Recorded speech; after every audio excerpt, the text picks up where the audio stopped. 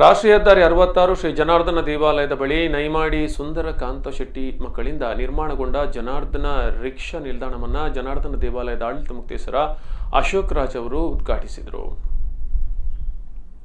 ಈ ಸಂದರ್ಭ ಅವರು ಮಾತನಾಡಿ, ರಿಕ್ಷಾ ಚಾಲಕರು ಸಮಾಜದ ಕಣ್ಣಿದ್ದಂತೆ. ರಿಕ್ಷಾ ಇಲ್ಲದ ದಿನಗಳನ್ನು ನಾವು ನೆನಪಿಸುವಂತಿಲ್ಲ. ರಿಕ್ಷಾ ಚಾಲಕರು ಜನಪರ ಸೇವೆಯಲ್ಲಿ ತಮ್ಮನ್ನು ತೊಡಗಿಸಿ ಉತ್ತಮ ಸೇವೆ ನೀಡಬೇಕು ಎಂದರು. ಜನಾರ್ದನ ದೇವಸ್ಥಾನದ ಪ್ರಧಾನ ಅರ್ಚಕ ವೇದಮೂರ್ತಿ ಕೃಷ್ಣಮೂರ್ತಿ ಭಟ್ ಅವರು ಪೂಜಾ ವಿಧಿವಿಧಾನ ನೆರವೇರಿಸಿದರು.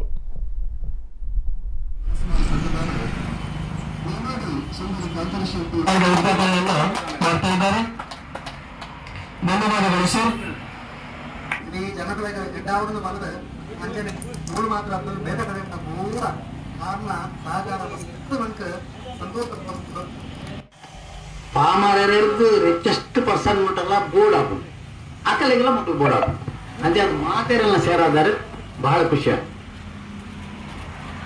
ರಿಕ್ಷಾ ಪಂಡ ಅವು ಪ್ರತಿ ವರಿಯಾಗಲು ಒಂದು ಅಗತ್ಯವಾದ ವಸ್ತು.